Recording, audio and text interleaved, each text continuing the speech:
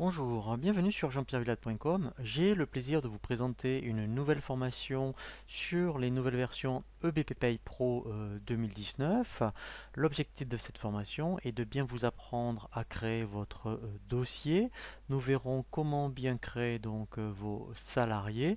Nous verrons également comment bien paramétrer votre plan de paye par rapport à votre convention collective, et nous verrons ensuite effectivement la réalisation des bulletins de paye avec tous les cas de figure comme les congés payés, les absences maladie par exemple, les sorties par exemple par rapport à un salarié, et bien sûr nous verrons comment générer le prélèvement à la source et tout ce qui va concerner à la fois la DSN et donc les cas particuliers comme les signalements arrêt de travail ou fin de contrat.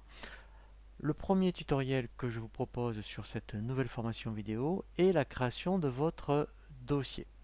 Lorsque vous lancez pour la première fois EBP Pay Pro 2019, vous allez avoir cet écran d'accueil où ici, vous voyez, vous allez pouvoir créer votre dossier. Donc on va se laisser guider par un assistant.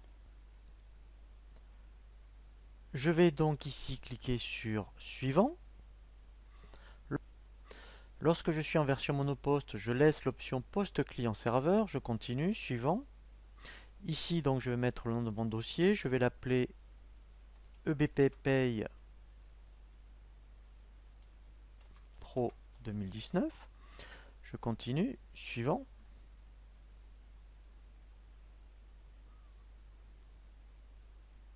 Donc là, c'est un peu normal, c'est un petit peu long. Voilà, donc ici, je vais indiquer toutes les informations administratives, par exemple ici, SARL, ici donc l'adresse, voilà, 44 000 Nantes par exemple. Je continue, suivant. Voilà, donc là, vous indiquerez tout ce qui concernera le téléphone, votre email, site web. Donc ici, très important, vous indiquerez votre SIRET et votre code APE grâce au menu déroulant. Alors là, moi, je vais le décocher pour gagner un peu de temps sur le tutoriel.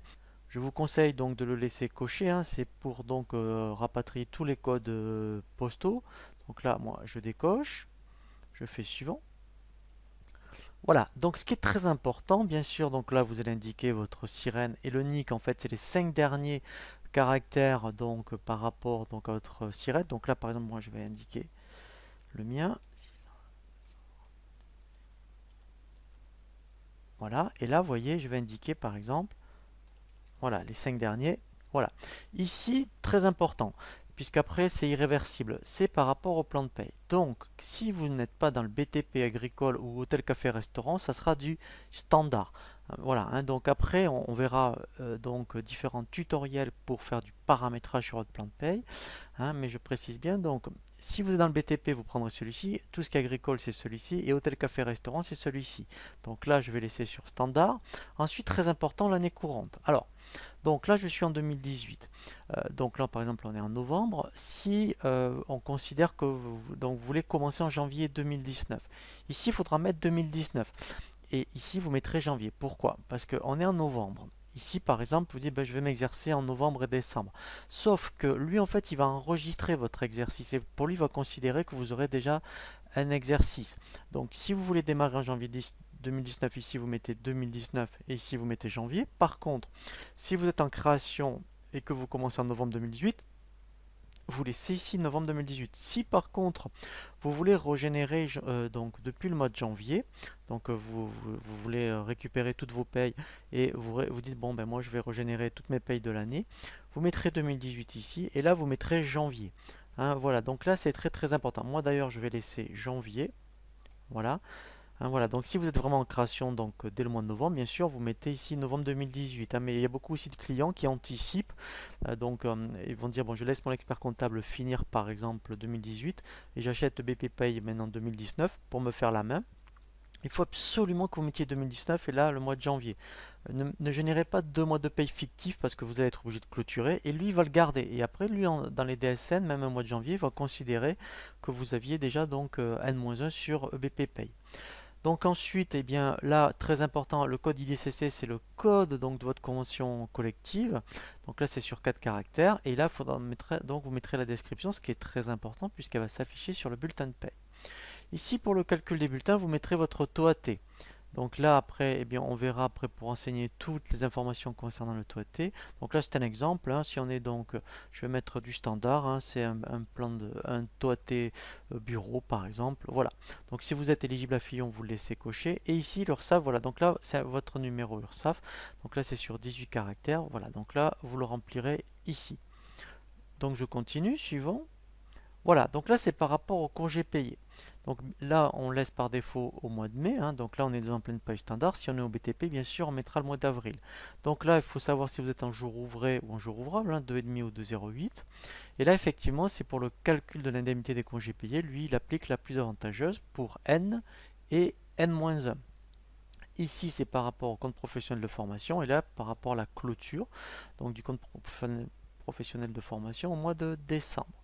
Ici, donc là, normalement, c'est, je dirais, les compteurs par défaut. Voilà. Et je continue, suivant. Voilà, donc là, c'est pour rapport à l'organisme du médecin du travail. Hein. Donc là, ben, vous le renseignerez ici. Je continue, suivant. Voilà, donc ça c'est très important, vous voyez. Alors j'y reviendrai pour le prélèvement à la source. Pour l'instant, je ne le coche pas, puisqu'on va faire un tutoriel spécifique pour le prélèvement à la source.